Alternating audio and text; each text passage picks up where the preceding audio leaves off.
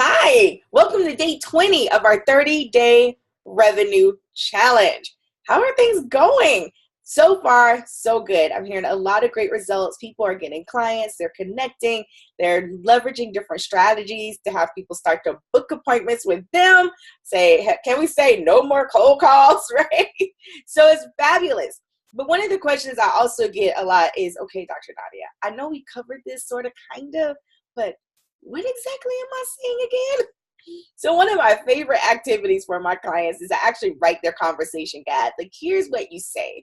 And the key distinction between a conversation guide and a script is a conversation guide is designed for you to have flexibility to adjust based on who you're talking to, versus a script where you pretty much say the same thing every single time. Can we say boring and can we say inauthentic? Like, that sucks. But there are some key things that helps us to have a guided conversation, to get people to the point, to keep everyone on track, and that we don't lose focus that part of what we're doing is growing our business and we're selling. I know some of us come into sales conversations, we have all types of ideas around sales and what that looks like. But bottom line, we have to sell to grow our businesses. So over the next several days, I want to take some time to break down each of those sections in the conversation guide so you have a bit of a better idea of what that looks like. So we start with the opening. I love the opening. One, it just is polite, like, hello, like you exchange pleasantries. But it also establishes some expectations up front, because depending on how long you've been in business or what industry you're in, some of the people that you're talking to are coming in wounded, if you will. They've had some really bad experiences, so there's a bit of skepticism. So one of the things that you now have the opportunity to do is to give them a different experience. So in the very beginning of the conversation, you set the stage. Hello, how are you? Covering how things will go, and also reminding them this is not a social call. If it is a social call, then you won't say this. But if it is not a social call, remind them that this is not a social call. And during this conversation, I'm going to ask you questions. I'm going to ask you probably pointed questions to get a better understanding of how I can best support you. And then based on the information that you share with me, I'll let you know if I can support you in that you're achieving your goal, your vision, whatever that is. I'll let you know how that works, if that's a good match. If it's not a good match, don't worry. I have a great network. I know people. I'll be more than happy, if appropriate, to refer you to someone else.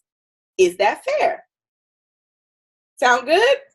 They're like, oh, wait, hold up. Really? So you have the opportunity to set the stage, but it also establishes you as the leader. Now, again, this isn't coming in like I'm the big boss, but it is coming in like, hey, I know my stuff.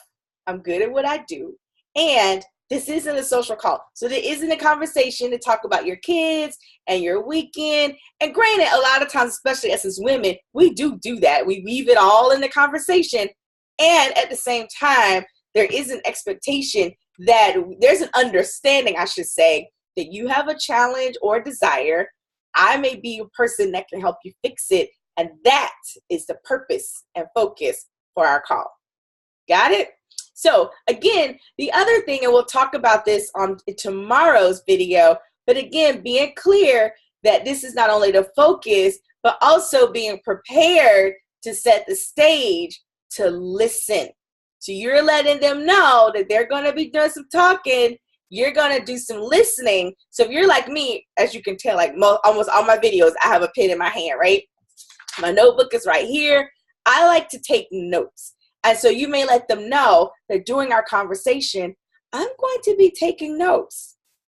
So you may hear me pause. It's not that I'm not listening, but it is that I'm just capturing what I can. And I may interrupt you if I need to clarify or anything like that. So again, setting expectations of what they can expect when they interact with you. It's great. You know They know if you're going to record the call, you can let them know that. Like, whatever your process is and how your process flows, telling you, just tell them. You don't have to be sneaky. You don't have to be like, oh my gosh, I don't know. Just let them know this is how it's going to go. Are you good with that? They say yes, then you keep the train moving. So again, step one, when you're having your sales conversations, is have a powerful, focused opening. This is Dr. Nadia, and I know we are rocking it out on this 30-day challenge. Happy dialing.